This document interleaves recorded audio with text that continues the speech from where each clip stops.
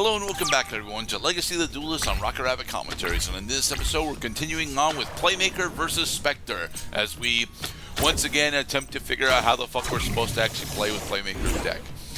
And here Spectre just decides to do something really stupid for us. He goes into Proxy Dragon using Bergamot, and then he goes into a link. He goes into Gaia Saber the Lightning Shadow, using another Bergamot that he had in his hand. The reason why this is terribly stupid is because he used two of his bigger boss monsters to go into a monster that I will actually be able to run over, when Bergamot is something that I usually cannot run over. Right, like why both of the Link monsters that Spectre just played have the summoning requirement 2 monsters. Well, okay, so to clarify, the Gaia Link monster that he played is 2 or more monsters, but they have essentially the same minimum requirements, so why didn't he just go into Gaia right away? Well, he couldn't actually go into Gaia right away because Bergamot and Rose Lover is only 2 materials, and in order to make a Link 3, you usually need 3 materials. So how he was able to use Proxy Dragon is because as Link monsters have an exclusionary rule that allows them to act as a number of arrows equivalent to their Link rating. So, since Proxy Dragon is a Link 2, you can use it and another monster in order to climb into a Link 3. It's okay, Mr. Cloud. It is very confusing. So I'm pretty sure what I want to do here is actually go into decode. Mostly because that is what a majority of what Playmaker ends up wanting to do. Although there is power code, but power code, I don't know. I don't think that power code specifically is going to enable me to do the stuff that I need. Yeah. I am the power code talker. I will electrify you with my awesome might. The problem that power code actually has for me right now specifically is the fact that I can only ever have it point to one monster at a time because of its relatively bad Link arrows. All right, you could right. So in the Link, because it's in the Link it's in the extra deck monster zone. It could be pointed at Zone 1, Zone 2, or Zone 3, but not Zone 4 and not Zone 5. Well, rather, I can point at... the zones that Link monsters can technically point to are 1, 2, and 3, or 3, 4, and 5. Yeah. The ones that it is currently pointing to is just Zone 1.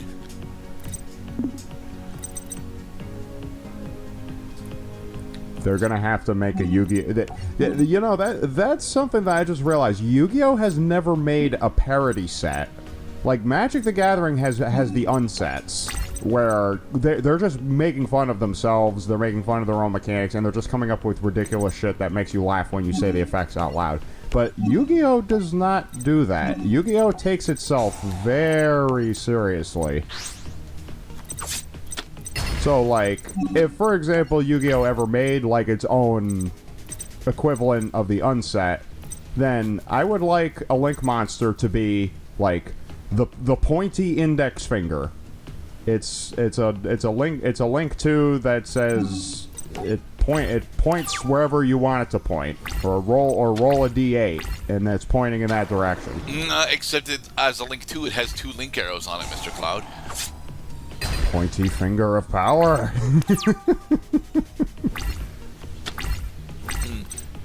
Okay, so I think here we summon Stack Reviver. Yeah, we're gonna summon Stack Reviver and then go into Honeybot, right? Or are we just gonna run over his stuff? Let's run over his stuff. Put Bergamot back into his deck. Switch security token into attack mode. You know, we used to have this thing called Respect for the Dead, you know? leave the dead in the graveyard. Cloud, no, that was the never graveyard the case. is Come on. Even 2005 Yu-Gi-Oh! Had the ability to manipulate your opponent's graveyard. Yeah. Just...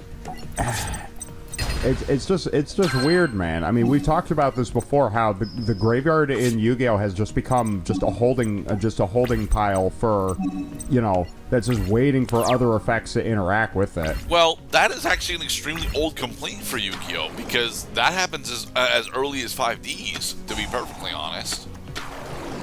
I mean, you don't suppose people were saying the same thing when Monster Reborn was out with goddamn Legacy of Blue Eyes? Like, oh, you're just setting up your graveyard so you could cheese out your Blue Eyes White Dragon. I mean, instead of summoning it the way you're supposed to. I mean, to be perfectly honest, we were doing that back in 2001. Yeah, because it worked.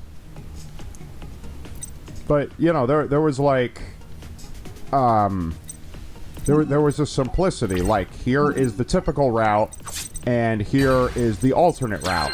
But now, there are so many alternate routes that, like, what is even typical anymore? Well, what is typical at the moment is for archetypes to be somewhat insular and able to go into virtually any big combo piece in your extra deck that you want. No, I need to bounce Rose Lover. Need to bounce Rose Lover. Kananga. I bounced the wrong monster, Mr. Cloud. Dang it. Yu-Gi-Oh! Has this rather interesting fixation on characters who wear glasses.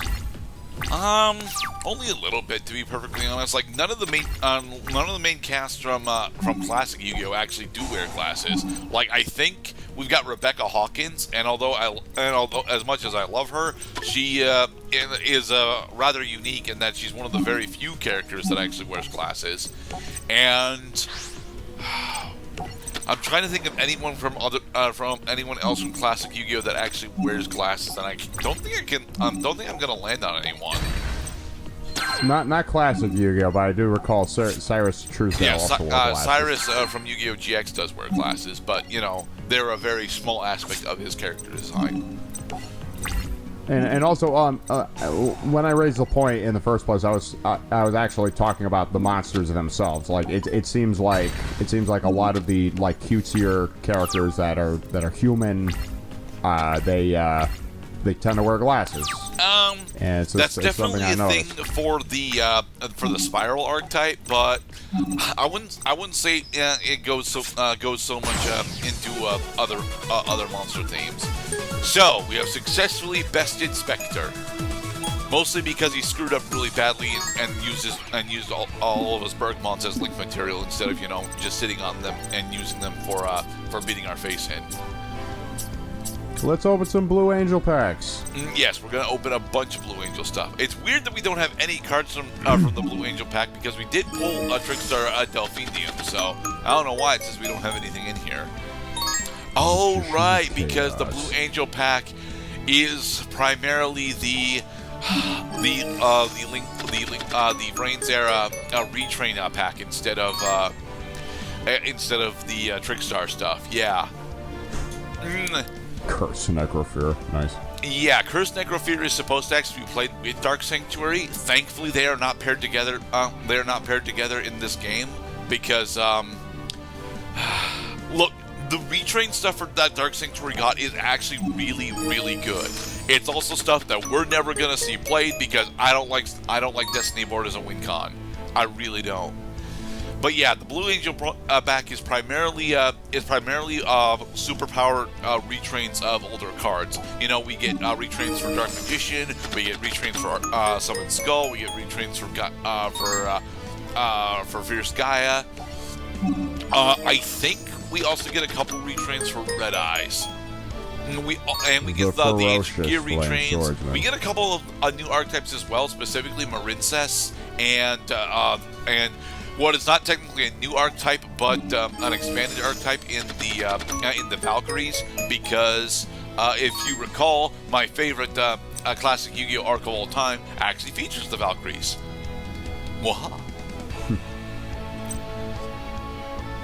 Oh, and Witch's Super Strike. armored robot. Everyone wants Witch's Strike to actually be a very valuable card effect. It unfortunately is not. If your opponent negates the normal or special summon of a monster or the activation of a card or effect, destroy all cards your opponent controls and in their hand. Yes, it's a card that says, hey, if your opponent does something, win the game. And unfortunately, it's not fucking enough, because in order for it to resolve, you need to very specifically make it to turn 3 with your opponent not having destroyed your board, and they need to still have the ability to interact with you during your turn. So, despite the fact that it reads "win the game," it's not actually playable. No, I mean it doesn't. I mean, it doesn't say. Yes, you know, it does, win Mr. the Cloud. duel. How are you going to come back when you have no cards on board or in hand? With magical trap cards that have long since exceeded their natural lifespans. Like? That Phantom Beast card that freaking wins, bro. I believe... Are you referring to the Mecha Phantom Beast traps? Because the Mecha Phantom Beast... Yeah, the Mecha Phantom. The Mecha Phantom Beast traps usually require you to have tokens already out. Yeah. So many cards, but so few of them. We also get access to the Tenyi archetype in this pack, and the Tenyi archetype is extremely powerful to the point where the meta deck at the time of Link Evolution coming out. Oh, I will get into that later. Be safe, everybody.